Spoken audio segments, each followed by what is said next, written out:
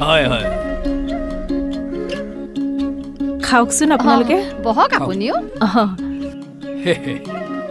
আমাৰ এজনী ৰুলি নমস্কাৰ কিহত পঢ়ি আছা তুমি মাজনী মই এবাৰ এইচএছ ফাইনেল দিম আপোনালোকে খাওকচোন ঠিক আছে তাই দেখাতহে ডাঙৰ হৈছে কথা বতৰা কিন্তু এতিয়াও সৰু ছোৱালীৰ দৰে হৈ আছে ঘৰৰ সৰু যে আমি আৰু দেৰি নকৰো নেকি শুভ সময়ৰ ভিতৰতে ভাল কামটো কৰি লোৱাই ভাল হ'ব আপোনালোকেও কথাটো আগবাঢ়ক আমিও আগবাঢ়িব পাৰিম